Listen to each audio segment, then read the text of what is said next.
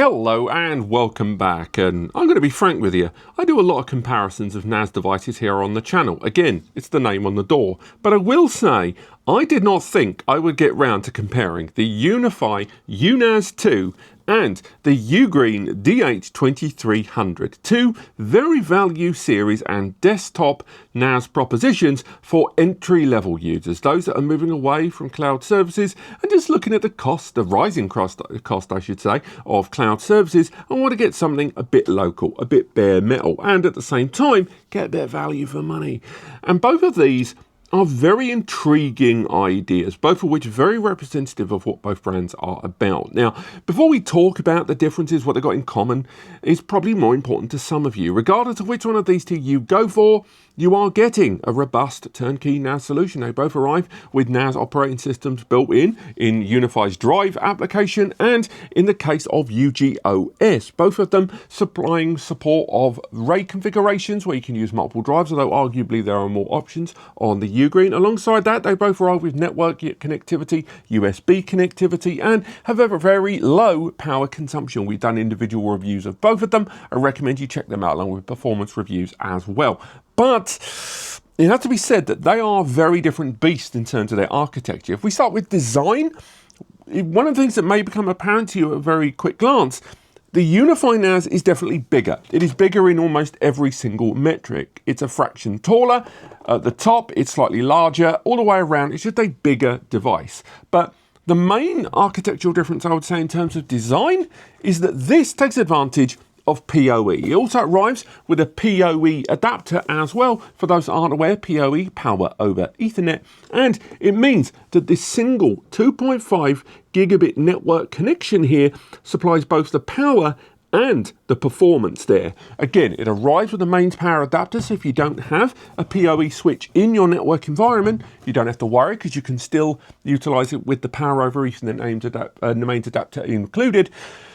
Whereas the UGREEN device uses a traditional barrel connector, a PSU that arrives with it, but it only has 1 gigabit networking performance there. Now, there's going to be some of you that say, well, it's only got 2 hard drives inside there. 1 gig should be more than enough. And I get what you're saying, but even traditionally bog standard hard drives released these days will give you more performance than that network connection is going to be able to fully enjoy. Ultimately, it means that although this has got a slightly more conventional power input, I will say in terms of network connectivity, I don't know why they only put 1 gig on this. Price point wise, they're both very, very similar, with both of them arriving, this one $199 solid, pretty much for the most part exclusively from their own website and a few verified and unverified third-party dealers, but the UGREEN is available in way more retailers with more flexible pricing and is regularly going to be on offer just like the other NAS devices. So though it arrives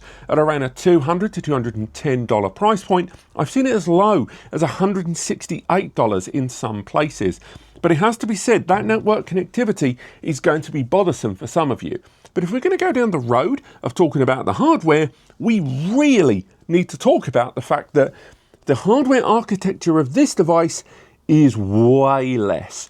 For what it makes up for in the 2.5 gig network connectivity there, this UniFi device, the CPU is a quad-core ARM. It is an ARM v7 CPU inside there, but it is quite an older school CPU. Its overall clock speed is lower and its capabilities are lower. It also arrives with 4 gig of fixed DDR4 memory. Now, the proposition from UGREEN here arrives with technically an 8-core processor. It's actually 2 4-core CPUs, both ARM Cortex processors. I think it's the A53 and the A57, and it has an onboard MPU as well as graphical handling as well with Mali graphics inside. It has DDR4 memory as well, but that CPU is really what's stealing the show here. It's just a way more capable processor. Another small thing I'm going to talk about, and it's not really a point of contention, and this comes us back to design. The UGREEN design here, the UniFi design here, it looks very UniFi, but the way drives go inside with this removable caddy, it not only does it prevent hot swapping, and by the way, hot swapping isn't supported on this either, but troubleshooting and maintenance just feels a little bit more stodgy, a little bit more awkward. There is the USB-C port there on the front to be used as a storage drive, but that's really it in terms of how you interact and inject into this. Although there is an LCD to get real-time information, it's not touchscreen. Now, in the case of the UGREEN, drive injection is vertical. They slide in there at the top. And again, you can run this on a single drive if you choose, something you can't do, by the way, on the UNAS system.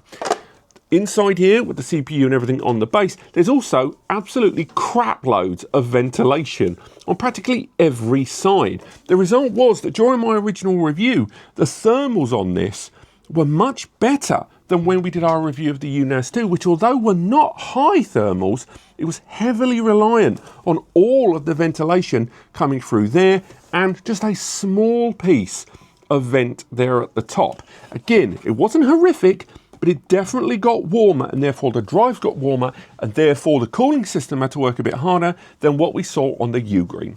Also, returning to that subject of connections, remember earlier when I said the UNAS 2 has a single USB Type-C port? Well, the UGREEN proposition has 3 USB connections. One of them is USB-C there on the front, and on the rear we have 2 more 5 gig USB connections there as well. So we can connect not only storage devices, but UPSs, as well as other supported peripherals, although you are limited by that CPU. But interestingly, we've also got HDMI out. You can run a visual output on this, which you can control from both the mobile application and the desktop and via a web browser, allowing you to output media and even transcode and reshape that media if you choose to, as well as port that HDMI with certain supported appliances, and we'll get onto the apps later on. The UNAS just doesn't have that kind of scale out, and although you don't have to have it in a UniFi environment with UniFi switches and UniFi access points, it has to be said that it's at its best when you use it in that environment, whereas the UGREEN is very much a standalone operation. But let's take a moment to discuss the software that these arrive with. They are turnkey NAS solutions, and talking about the hardware is just simply not enough. Let's log into both of these devices and compare UGOS on the DH2300 and the UniFi Drive application and NAS server software application from UniFi.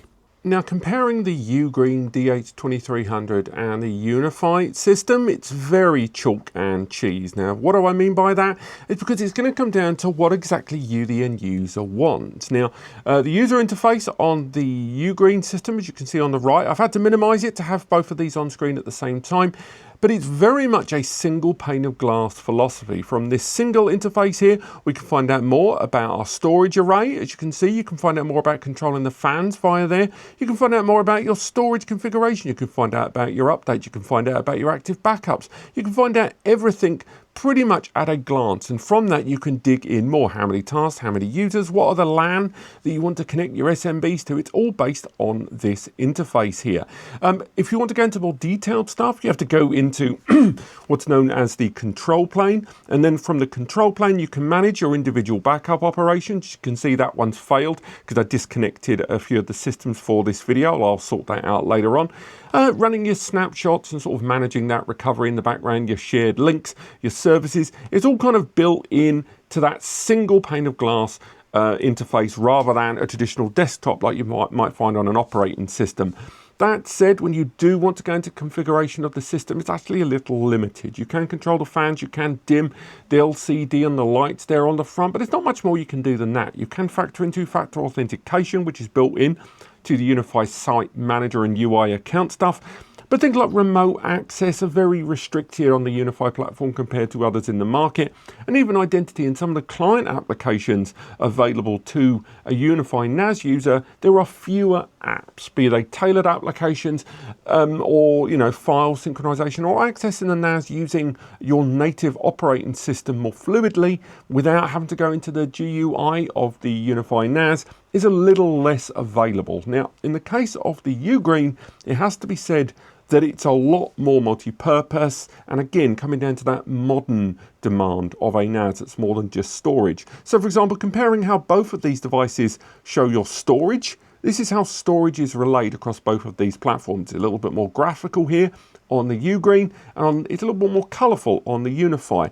But the range of options you've got available aren't fantastic. And how much I can actually find out about my individual drives is limited too, whereas on the UGREEN, not only can I find out more information about the individual drives, but I can find out more about the smart information. I can run basic or advanced tests. I can find out more and run tests on read-write performance of individual drives, and I can flag more stuff about the drives or check them for inconsistency checks, status, and secure erasure, things that aren't available on the UGREEN platform. The same goes for when I want to set up recovery optimization, whether I want to prioritize read and write activity or a rebuild.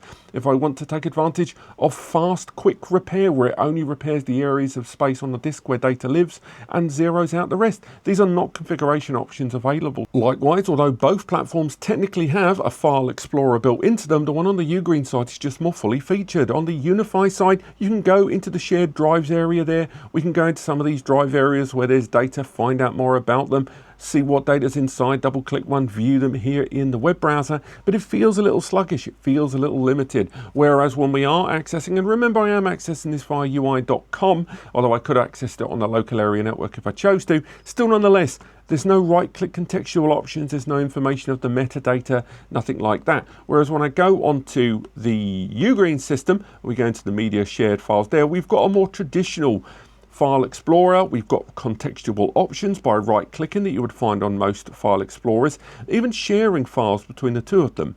What few contextual options are available on the UGREEN are still pretty limited. If we create a shareable link, for example, that shareable link that we can review later on will give us more information about how the file is being shared, number of times it can be accessed and more, and you can configure a lot of those options quite easily, but it just doesn't feel as intuitive as it does on the File Explorer here on the UGREEN. So for example, we'll go for a file there, double click one there. Again, we are accessing it on the LAN, but from here I can download it local. I can share the file from within this user interface, but also pull some of that metadata about the image, stuff that is used. And beyond that, if we're going to talk about photos, we've got to talk about the fact that there is AI photo recognition here on the UGREEN. So object recognition, thing recognition, things for aid, retrieval, video recognition, map, geolocational data, you name it, it's built in there. And it's just the extra bells and whistles of what you can do after storage that are being integrated here. And from there, it just only becomes more damning. Encrypted storage areas, although available on both. Encrypted storage is a little bit more limited here on the UGREEN system than it is on the UniFi system than it is on the UGREEN. The UGREEN system has support of Docker. There's something that isn't available on the UniFi platform, and I don't think it ever will be. Then you've got things like the Vault, the encrypted Vault, which although you can create an encrypted drive here on the UGREEN system, it's not as multi-purpose as it is on the UGREEN side.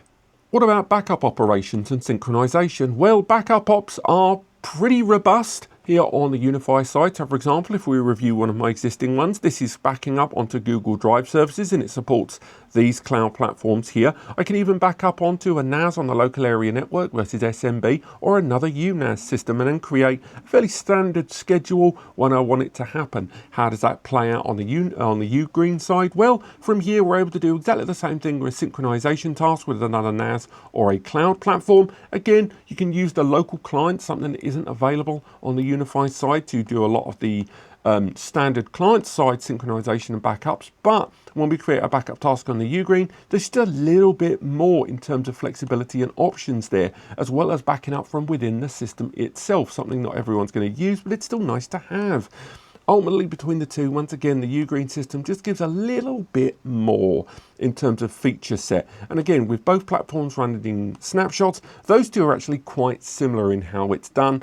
But because of the length and breadth of the UGREEN system, it just allows for better flexibility in snapshot deployment. And I've not even spoke about theater mode, where it allows you to enjoy multimedia via their HDMI output, scrape metadata, create a media server from within the NAS, something you can't do natively on the UGREEN, although I think there is fairly entry-level DLNA or UPnP support, something again you've got there on the UGREEN side, along with cloud support and more. So ultimately the point I'm making is, in terms of baseline features, the UGREEN side gives you everything the UniFi side does, but it gives you more on top of it. One look at the application center will tell you just how much more you can do on the UGREEN.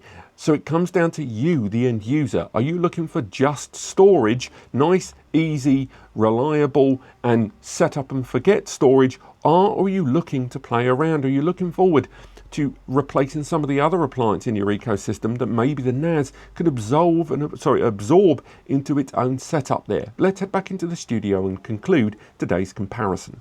I don't think it will be controversial to say that if you're already running a UniFi environment, you are probably, at least in terms of just storage, going to enjoy the UNAS 2 more. It is designed for UNAS deployments. Although it's not exclusively for that, I think it does a great job of integrating into that in terms of easy adoption and integration with a UniFi ecosystem.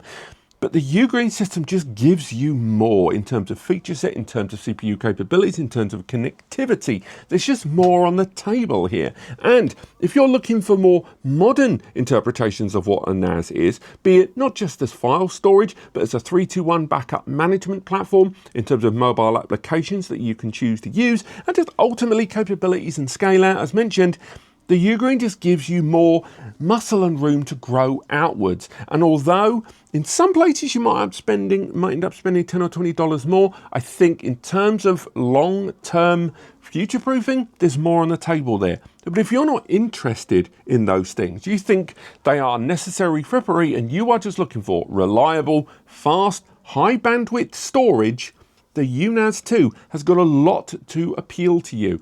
Bottom line, both of these are great value entries from their respective brands, and that's why I reviewed them as well as I did. Because in terms of value and cost-effective NAS, there's very few better options than this right now at the tail end of 2025. Now, if you want to learn more, the written comparison over on NAS Compares is available below. But on top of that, there are links to different stores where you can get hold of these devices. Now, if you're going to get hold of these devices, and if you found this video helpful, please use those links in order to get hold of your device. Doing so will support what me and Eddie do here at NAS Compares, because we get a small commission on anything you buy via those links. And it's a passive way for you to support creators like us without having to do donations or YouTube memberships or Ko-Fi or Patreon and any of that stuff. It just helps us and it helps you. Thank you so much for watching, and I'll see you next time.